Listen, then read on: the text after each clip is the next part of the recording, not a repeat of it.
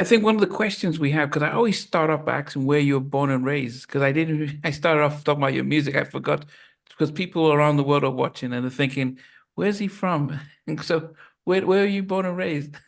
I was born in Rhode Island in on the East Coast, and yeah, I was raised in Pasadena, California, in on the West Coast. And so we moved at a very young age. My dad was a professor of music and got a college, a job at the college at UCLA. I'm US, what is it? USCLA Okay. in out here in LA, and taught music for 35 years at the college. I was he conducted opera. He did all kinds of teaching violin because he's a violinist as well. So Wow. yeah, there was always music going on in my house, But yeah, we moved from the East Coast probably when I was about 4 years old to the West Okay. Coast, and when he got the job, and yeah, Well, did everyone lean towards classical and you became the only one that went into yes, what, yes. what happened?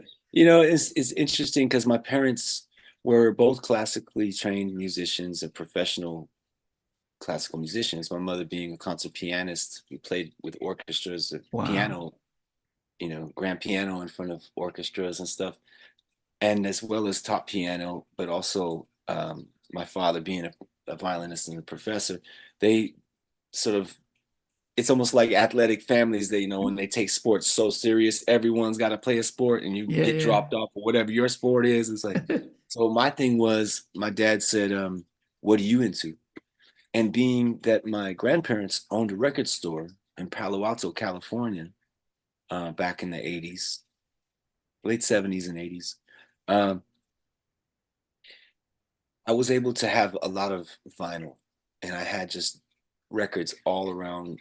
And so before I was a musician in terms of playing an instrument, records were my instrument. And my dad said, "What do you want to play?" And I was like, "I want to play the drums. I want to play synthesizers." He's like, "Well, the drums are too loud and the synthesizers are too expensive. So what do you really want to play?" So I guess I just want to sing then. So until I could afford to have a synthesizer, I was a singer and a professional desk beater. I was playing the desks in my class and making beats on the pergola, tables and things, whatever made noise, really. But yeah, just developing my skills, man. And when it was time to, finally buy my first drum machine and my first keyboard, it was a wonderful thing because I definitely had a sense of purpose, and I always had the same purpose since I was 9 years old. It's actually the first keyboard that I purchased was at 9, and it's never stopped. My interest just became it was laser focus on electronic music at that time. Just was so crude. It was like there was no computers, so Mm. everything was like about having components like your drum machine, your synthesizer, your little 4-track tape recorder, a microphone, and just the basics, and you do what you can do. And that's how I started. So there was no pressure to get into classical music like your mom and dad. Well, there was a bit of pressure to be professionally trained at something, being that both of them were teachers. They wanted me to have proper lessons by someone for something. And so I began to study percussion professionally. My father had a friend that played in the LA Philharmonic. He played percussion. He was actually nice enough to give me percussion lessons. So percussion is what I played in high school. So it kind of went with the whole thing. And because I got good at the congas and the bongos, and playing all the shakers and all the different stuff, I was actually asked to be a part of an honors jazz band on one summer, and graduating right after high school. So yeah, it's something that was always it was a gift that I really appreciate having those percussion lessons because I still incorporate percussion, play percussion on my records to this day. So yeah, it's definitely something that I appreciate getting proper lessons at something. But did when did you have the idea that I actually want to get into the industry?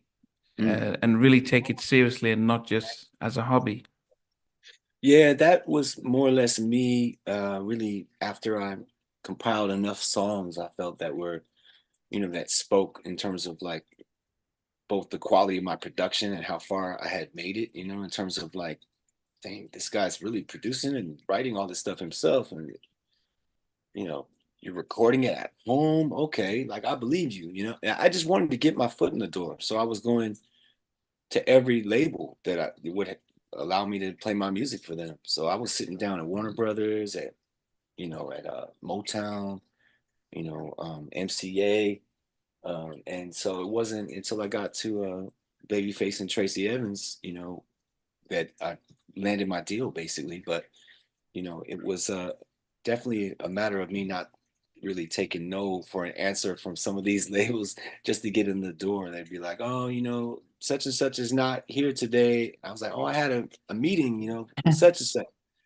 They'd be like, oh, well, he's not here today. And then I just stick around and watch him walk out the door. I'm like, hey, man, what happened to the meeting, bro? Like, what's up, But it was because of those things, I think that, when you stay diligent, you stay, just dedicated to something, they're going to see you because you're going to show up. As long as you show up, they can't tell you no.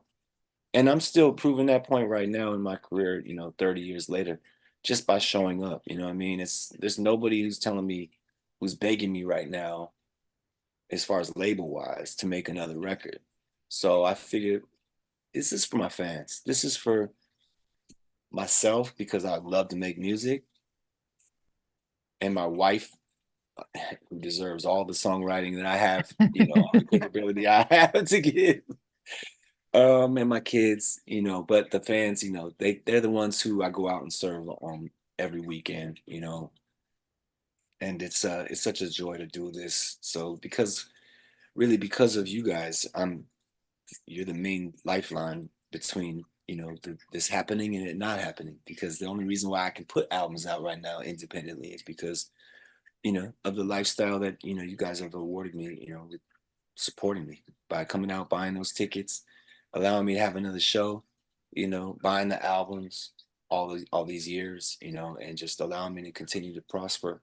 I've just been so blessed by y'all. So that's why I owe you another album. After 10 years of being gone, I feel so bad that I took this long, but it's time. And I finally compiled, I feel like, something that's quality enough that I'm ready to share it. Hey guys, thanks for watching. Thanks for being a part of Halftime Chat. Please remember to subscribe, share, and comment. But most importantly, why don't you become a member of Halftime Chat? We've got amazing videos, amazing perks, and being able to support the channel. But anyway, thanks for watching. Take care. I never participated in that category. And somewhere in between us, or even loving us, on which I didn't miss you with. What was it like growing up? She's still making an impact on 4 houses down. I have a couple of pieces. trying to get this one and that one. That works for you, but just for me, No, okay. They don't understand what those boys do in the hospital. Play it. And all these guys, they all work together. I mean, I love all different genres.